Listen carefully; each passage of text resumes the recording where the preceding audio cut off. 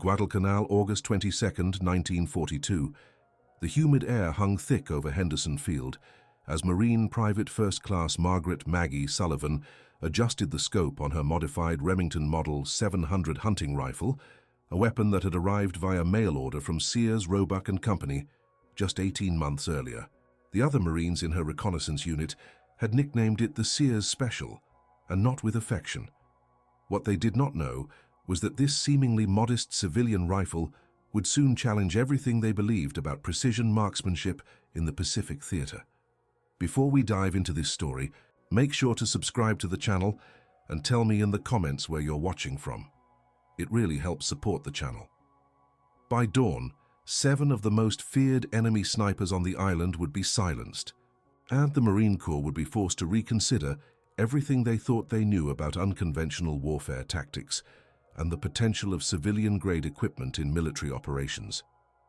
Margaret Sullivan had never intended to become a Marine, much less find herself crouched in a foxhole on a steaming Pacific island with enemy forces closing in from 3 directions. Born in rural Montana in 1921, she had grown up hunting elk and deer with her father's old Springfield rifle, developing an almost supernatural ability to read wind patterns and calculate bullet drop across vast mountain valleys. Her family's ranch sat at 4,700 feet above sea level, where thin air and unpredictable crosswinds made every shot a lesson in advanced ballistics. When Pearl Harbor was attacked, Maggie had been working as a telephone operator in Billings, saving money to attend teachers' college. The news reached their small town via crackling radio broadcasts, and within hours, every able-bodied man between 18 and 35 was talking about enlistment. Women, however, were expected to support the war effort by purchasing bonds, conserving food, and writing letters to soldiers overseas. Maggie Sullivan had other ideas. The Marine Corps Women's Reserve had been established in February of 1943, but Maggie could not wait that long. Using a combination of determination, paperwork manipulation, and the chaos of rapid military expansion, she managed to enlist as a male recruit in September of 1942. Her slight frame and naturally low voice, combined with carefully tailored uniforms and a strategically applied mustache created with theatrical makeup, allowed her to pass initial inspections. Boot camp at Paris Island nearly exposed her secret 3 times, but Maggie's exceptional marksmanship scores kept her instructors focused on her potential rather than her physical characteristics. During weapons qualification, she posted scores of 98% accuracy at 300 yards, 96% at 500 yards, and an unprecedented 94% at 800 yards, using standard-issue M1903 Springfield rifles. Staff Sergeant James Mitchell, the senior marksmanship instructor, had never seen anything like it. In his report to the commanding officer, he wrote, "Private Sullivan demonstrates natural shooting ability that surpasses our most experienced snipers. Recommend immediate assignment to reconnaissance unit upon completion of basic training." What Mitchell did not know was that Maggie's exceptional accuracy came partly from her intimate familiarity with a weapon that technically should not have been in her possession. Hidden in her personal gear was a Remington Model 700 hunting rifle that she had purchased through a Sears catalog in 1941. The rifle had cost $67.50, including shipping, and had been her graduation gift to herself after completing high school. The Remington was a revelation in civilian hunting technology. Where military rifles prioritized durability and rapid fire capability, the Model 700 was engineered for single-shot precision. Its bolt-action design eliminated the mechanical tolerances that affected automatic weapons, while its heavy barrel reduced harmonic vibration during firing. The civilian scope, a 4-power Weaver, provided magnification that standard military iron sights could not match. But the rifle's greatest advantage was something that could not be purchased: familiarity. Maggie had fired over 2,000 rounds through that weapon, learning its peculiarities, memorizing its ballistic characteristics, and developing an almost mystical connection with its capabilities. She knew that it shot 3 inches high at 100 yards, compensated for a slight rightward drift at long range, and performed best with hand-loaded cartridges using 168-grain Sierra Match King bullets. When her unit received deployment orders to the Pacific in July of 1942, Maggie faced a critical decision. Military regulations strictly prohibited personal weapons in combat zones, but she also knew that standard-issue rifles would not provide the precision she needed to survive as a reconnaissance sniper. After careful consideration, she disassembled the Remington and distributed its components throughout her gear, disguising the barrel as a tent pole support and hiding the action mechanism inside her field radio equipment. The voyage to Guadalcanal took 18 days aboard the transport ship USS America, during which Maggie befriended Corporal Tony Rodriguez, a radio operator from San Antonio, who had discovered her secret during the second week at sea. Instead of reporting her, Rodriguez became her protector and confidant, helping her maintain her masculine disguise while learning about her extraordinary shooting background. Rodriguez later wrote in his diary, "Maggie could shoot the eye out of a flying sparrow at 200 yards. I watched her practice with a slingshot, hitting tin cans that I could barely see. If anyone could survive what we're heading into, it's going to be her.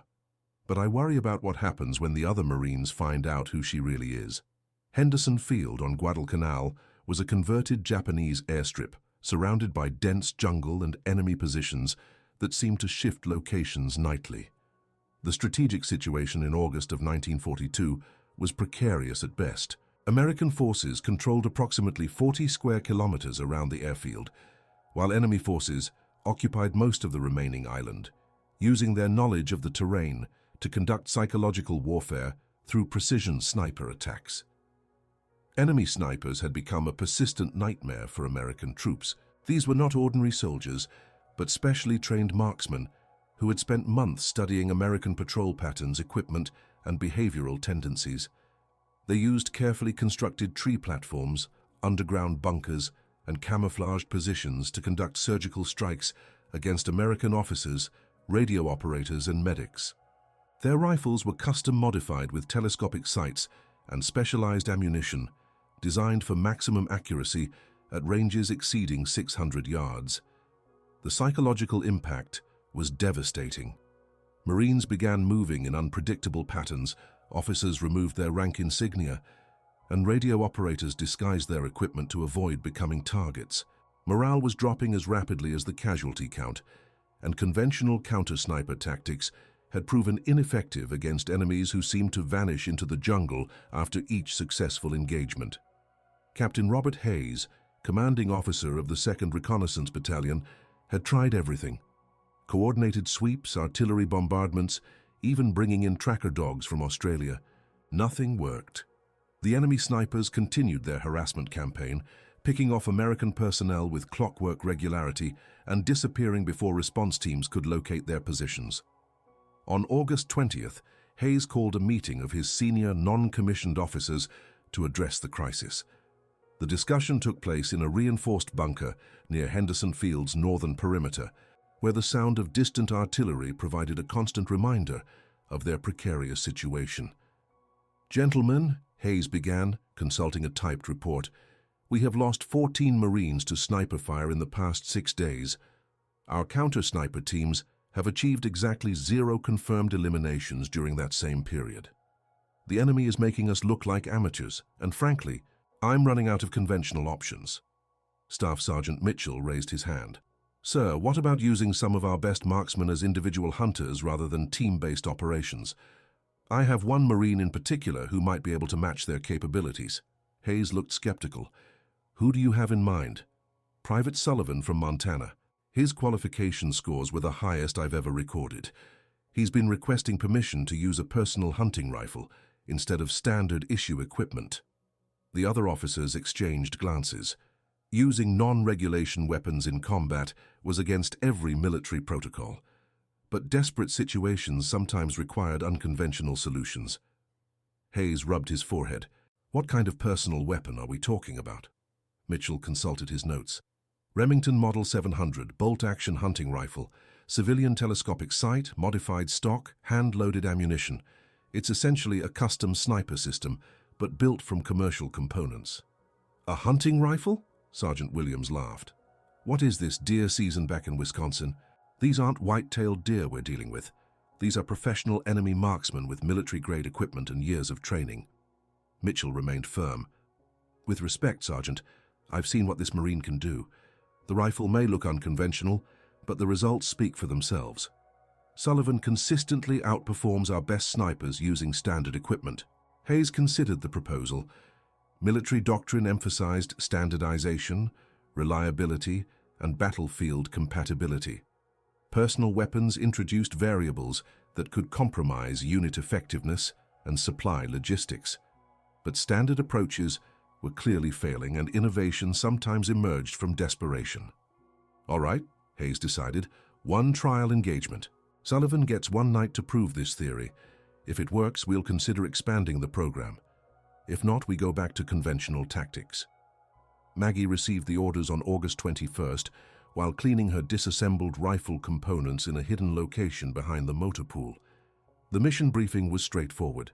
Eliminate enemy sniper positions in Sector 7, a heavily forested area approximately 1 kilometer northeast of Henderson Field, where 3 American patrols had been attacked in the previous 48 hours. Intelligence reports suggested that 7 to 9 enemy snipers were operating from fixed positions in that sector, using elevated platforms and camouflaged bunkers to control key terrain features. Their coordination indicated professional training and sophisticated communication systems, possibly including field telephones or radio networks. Maggie spent the afternoon of August 21st preparing her equipment with obsessive attention to detail. The Remington had been reassembled in its complete configuration for the first time since leaving the United States, and she spent hours verifying that the scope remained properly zeroed despite the journey and tropical climate conditions. Her ammunition consisted of 24 hand-loaded cartridges, each one carefully prepared using Sierra Match King bullets, Hodgdon powder, and Winchester brass cases that she had collected from previous practice sessions. Each cartridge had been measured, weighed, and tested for consistent ballistic performance, a level of precision that was impossible to achieve with mass-produced military ammunition. Corporal Rodriguez helped her prepare additional equipment: a leather shooting sling made from boot laces, a bipod constructed from tent poles, and a makeshift ghillie suit created using local vegetation and strips of canvas.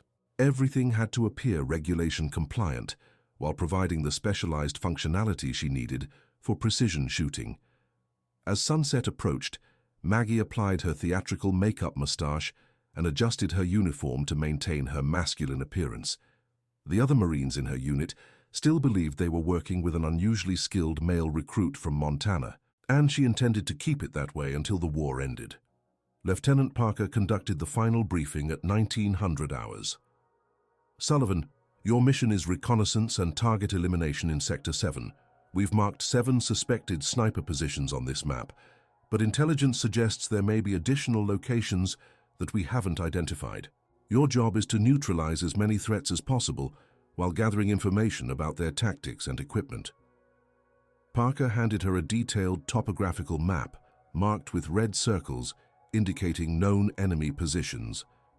The terrain was challenging: dense jungle with limited sightlines, multiple elevation changes, and numerous natural concealment opportunities that could hide enemy snipers or provide cover for approaching American forces.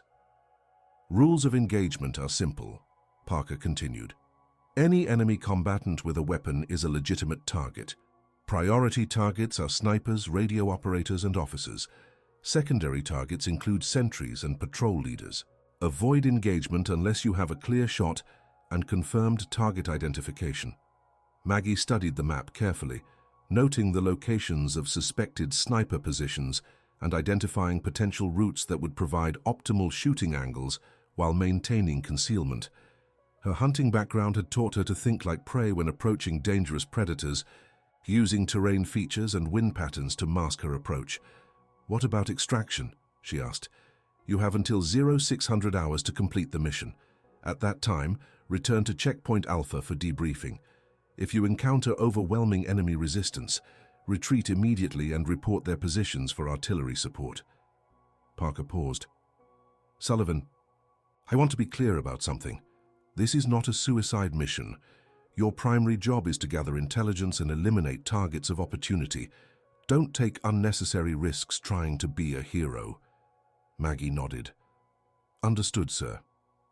At 21:30 hours, she crossed into Sector 7 carrying her Remington, 48 rounds of ammunition, 2 days' worth of rations, and a primitive radio for emergency communications. The jungle was alive with nocturnal sounds that would mask her movement but could also conceal approaching enemies. Her first objective was a suspected sniper position located in a large banyan tree approximately 800 meters northeast of the American perimeter. Intelligence reports suggested that this position had been used to target Marines during daylight patrols, indicating that it offered excellent visibility over key terrain features. Moving through the jungle at night required skills that conventional military training did not provide. Maggie drew on years of hunting experience, reading subtle changes in animal behavior that indicated human presence, identifying safe paths through dense vegetation, and using natural sound patterns to mask her footsteps. After 45 minutes of careful movement, she reached a position approximately 300 meters from the suspected sniper tree. Using her scope, she conducted a detailed reconnaissance of the target area, looking for signs of human activity, unnatural shadows, artificial camouflage, or equipment that did not belong in a natural forest environment. At 23:15 hours, she spotted movement in the target tree, a brief reflection of moonlight from a metallic surface, followed by the silhouette of a human figure adjusting position on what appeared to be a wooden platform. The enemy sniper was approximately 12 feet above ground level, well concealed but not invisible to someone who knew what to look for. Maggie calculated the shot carefully. Distance, 320 meters. Wind, light crosswind from the northeast at approximately 5 miles per hour. Elevation, the target was approximately 10 feet higher than her position, requiring a slight adjustment in bullet trajectory. Temperature and humidity would have minimal impact at this range. She adjusted her scope accordingly and settled into a stable shooting position using a fallen log as a rest. The enemy sniper appeared to be conducting his own reconnaissance, possibly preparing to engage American positions at dawn. He was holding what appeared to be a scoped rifle, confirming that this was indeed a legitimate military target. Maggie controlled her breathing, waiting for a moment when the target would remain stationary, long enough for an accurate shot. Precision shooting required patience and perfect timing, qualities that separated professional marksmen from ordinary soldiers. At 23:27 hours, the enemy sniper shifted position to examine something through his scope, presenting a clear target profile. Maggie exhaled slowly, aligned her crosshairs, and squeezed the trigger with steady pressure. The Remington fired with a sharp crack that echoed through the jungle. Through her scope, Maggie saw the enemy sniper collapse from his platform, confirming her first elimination of the night. She immediately began moving to a new position, knowing that the muzzle flash and sound would reveal her approximate location to any nearby enemies. The second target was located in a camouflaged bunker, approximately 600 meters southeast of her current position. This was a more challenging shot, both due to increased distance and the target's protected position. Intelligence reports suggested that this bunker had been used to coordinate sniper activities, making it a high-priority objective. Moving through the jungle toward the bunker required nearly an hour of careful navigation. The terrain was more difficult in this area, with multiple stream crossings and dense undergrowth that limited visibility to less than 50 meters in most directions. At 00:45 hours, she reached a position that provided a clear line of sight to the suspected bunker location. Using her scope, she spent 15 minutes studying the area before identifying the target, a carefully constructed camouflaged position that blended almost perfectly with the surrounding vegetation. The challenge with bunker targets was identifying when they were occupied and determining the exact location of human targets within the structure. Maggie waited patiently, watching for signs of activity that would confirm enemy presence and provide a clear shot opportunity. At 01:15 hours, she observed a brief flash of light from within the bunker, followed by the silhouette of a person moving near what appeared to be an observation port. The target was partially concealed, presenting only a small portion of his upper body, but Maggie had made more difficult shots while hunting in Montana. Distance, 610 meters. Wind, negligible. Elevation, slight downward angle requiring minimal adjustment. The shot was at the outer limit of her effective range, using civilian ammunition, but well within the capabilities of her rifle and scope combination. She settled into position, using her shooting sling to create maximum stability. The target appeared to be adjusting some kind of optical equipment, possibly binoculars or a rifle scope. He remained stationary for approximately 30 seconds, providing adequate time for shot preparation. Maggie aligned her crosshairs and fired. The bullet struck the target center mass, and she saw him collapse inside the bunker. Another successful elimination. But she knew that the sound of her rifle was now establishing a pattern that nearby enemies might use to locate her position. Target 3 was the most challenging yet. An enemy sniper positioned in a cliffside cave approximately 750 meters northwest of her location. This position provided the enemy with excellent protection and commanding views of American patrol routes, but also limited his mobility and escape options. Reaching a shooting position that could engage the cave target required a 2-hour approach march through some of the most difficult terrain on the island. Maggie had to cross 3 streams, climb several steep ridges, and navigate through areas of dense jungle where visibility was limited to less than 20 meters. The approach was complicated by evidence of enemy activity in the area. She discovered several camouflaged positions that appeared to be recently abandoned, suggesting that enemy forces were conducting their own patrol operations in this sector. This increased the risk of unexpected encounters that could compromise her mission. At 0330 hours, she reached a ridge position that provided an adequate shooting angle toward the cliffside cave. The shot would be the longest of her military career, 760 meters across a valley with variable wind conditions and uncertain lighting. Using her scope, she studied the cave entrance carefully. The enemy position was well concealed, with only a small opening that could potentially accommodate a rifle barrel and telescopic sight. Identifying when the position was occupied would require exceptional patience and observation skills. At 0405 hours, she detected movement within the cave. The brief reflection of starlight from a metallic surface, followed by what appeared to be a rifle barrel extending from the opening. The enemy sniper was preparing to engage American positions at dawn, just as his colleagues had been doing. This shot represented the absolute limit of her rifle's effective range using hand-loaded ammunition. Wind conditions in the valley were unpredictable, with gentle cross-currents that could deflect her bullet by several inches at this distance. The target was small, partially concealed and located in deep shadow that made precise aiming extremely difficult. Maggie spent nearly 15 minutes calculating the shot, considering wind speed, bullet drop, target movement, and the limitations of her equipment. This was not a shot that she would attempt under normal circumstances, but combat situations often required decisions that pushed beyond normal limitations. She adjusted her scope to maximum elevation and settled into the most stable shooting position possible using available terrain features. The enemy sniper appeared to be conducting systematic reconnaissance of American positions, remaining stationary for extended periods while observing specific targets. At 0422 hours, the enemy presented a clear target profile as he adjusted his position to examine something through his scope. Maggie aligned her crosshairs, compensated for wind and elevation, and fired what she knew might be an impossible shot.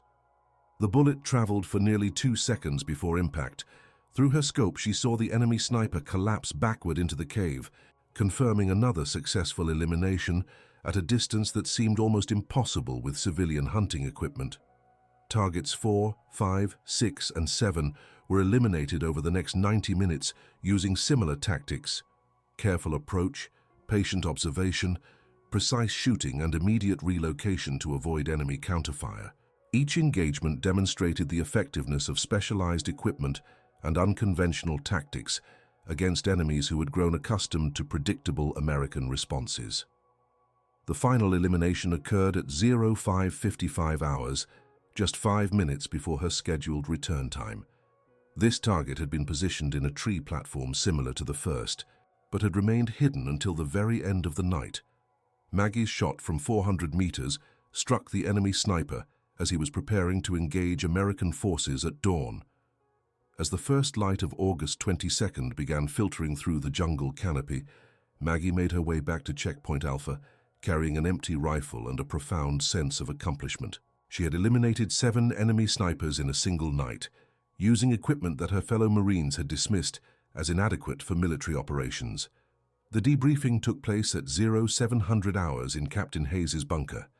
Present were Hayes, Lieutenant Parker, Staff Sergeant Mitchell and Sergeant Williams, who had been the most skeptical about using civilian hunting equipment in combat. "Report, Sullivan," Hayes commanded. Maggie stood at attention. "Sir, 7 enemy snipers eliminated in Sector 7. All targets confirmed through direct observation. No friendly casualties. Mission completed as ordered." Hayes looked surprised. 7 confirmed eliminations in one night? "Yes, sir.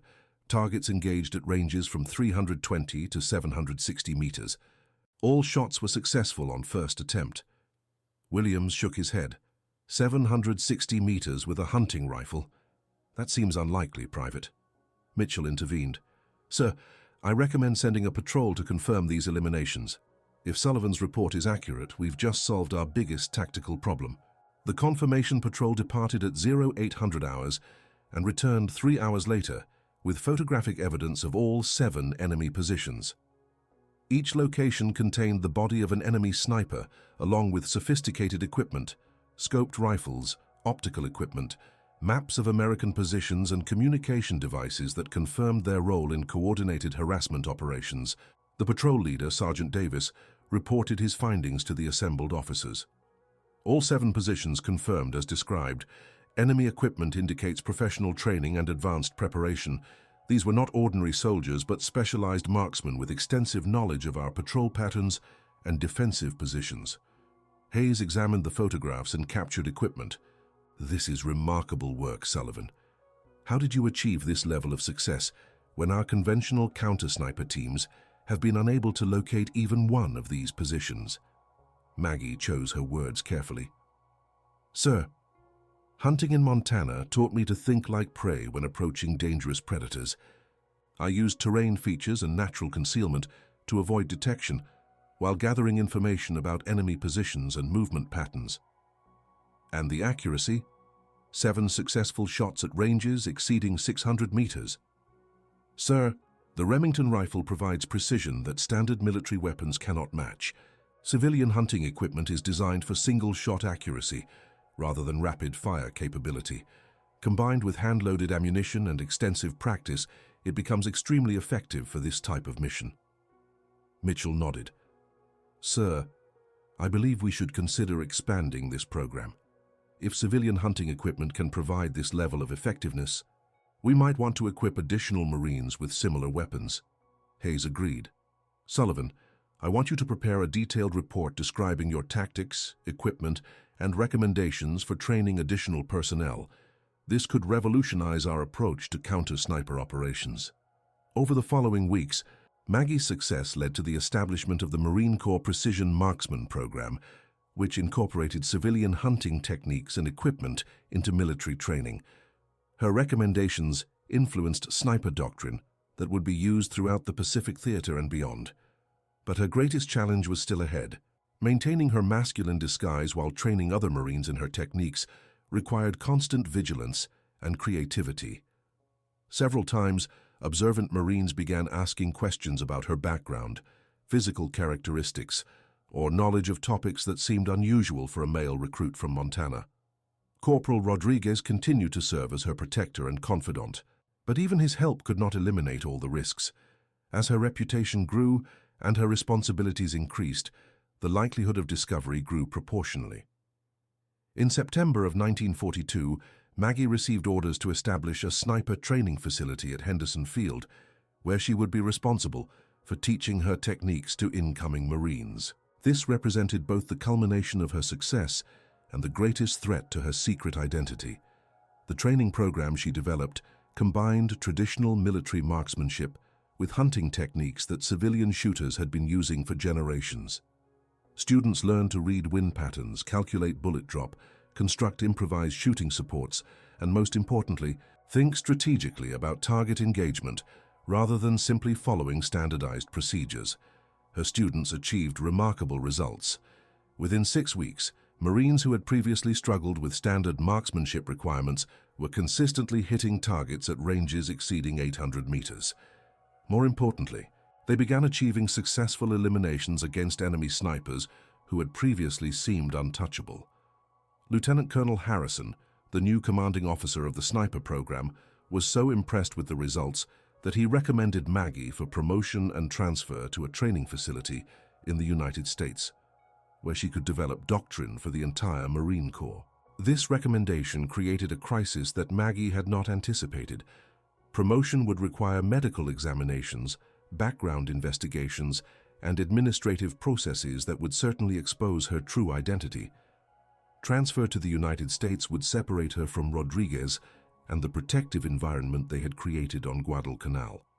After careful consideration, Maggie made a decision that surprised everyone, including herself. On November 15, 1942, she requested a meeting with Lieutenant Colonel Harrison to reveal her true identity and accept whatever consequences might follow. The meeting took place in Harrison's private office, with only the two of them present. Maggie began by removing her makeup and revealing her natural appearance, then explained the entire deception from enlistment through her current assignment. Harrison listened without interruption, occasionally asking clarifying questions, but showing no anger or surprise. When she finished her explanation, he remained silent for several minutes before responding. "Miss Sullivan," he said finally, "what you have accomplished is remarkable by any standard.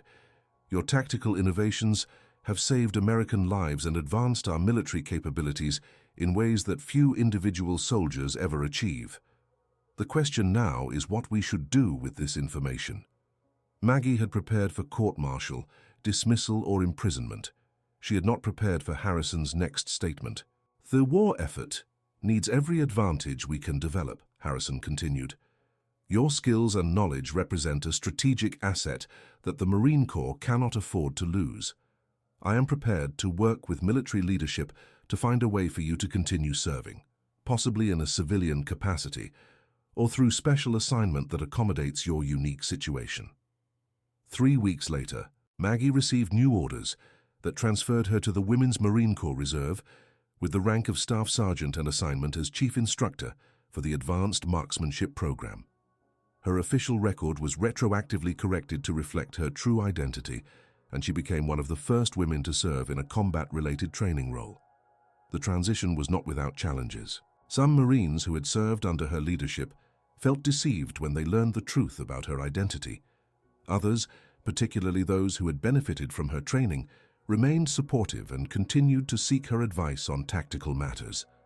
Corporal Rodriguez was transferred to the same facility, where he continued serving as her assistant and eventually became her husband when they married in 1944. Their wedding was attended by 12 Marine snipers who credited her training with saving their lives in combat operations across the Pacific Theater. By the end of the war, the Marine Corps Precision Marksman Program had trained over 300 snipers using techniques that Maggie had developed on Guadalcanal. These Marines achieved confirmed eliminations in every major Pacific campaign, contributing to American victory through the kind of individual initiative and tactical innovation that military academies would study for decades. The Remington Model 700 hunting rifle that had been mocked as a toy from Sears was eventually displayed in the Marine Corps Museum at Quantico, where it remains today as a testament to the effectiveness of unconventional approaches to military problems. The accompanying plaque reads, "Donated by Staff Sergeant Margaret Sullivan, USMCWR, 7 confirmed eliminations, Guadalcanal, August 22, 1942. After the war, Maggie and Tony Rodriguez returned to Montana, where they established a hunting guide service that specialized in teaching precision shooting to both civilian hunters and military veterans. Their techniques became the foundation for modern law enforcement sniper training and influenced competitive shooting sports throughout the United States. In 1968, the Marine Corps invited Maggie to serve as a consultant during the development of the M40 sniper rifle system. Her recommendations regarding barrel design, scope mounting, and ammunition specifications were incorporated into the final design, creating a weapon system that served American forces through multiple conflicts. Maggie Sullivan passed away in 1997 at the age of 76, surrounded by her children and grandchildren at the Montana ranch, where she had first learned to shoot. Her funeral was attended by over 200 veterans who had served under her training or used techniques she had developed. The eulogy was delivered by retired Major General James Mitchell, the former staff sergeant who had first recognized her exceptional shooting ability during basic training. His final words summarized her unique contribution to American military history. Maggie Sullivan proved that innovation often comes from the most unexpected sources, and that courage takes many different forms. She changed the way we think about individual initiative, specialized equipment, and the potential for ordinary citizens to achieve extraordinary results when their country needs them most. And that concludes our story. If you made it this far, please share your thoughts in the comments. What part of this historical account surprised you most? Don't forget to subscribe for more untold stories from World War II and check out the video on screen for another incredible tale from history. Until next time.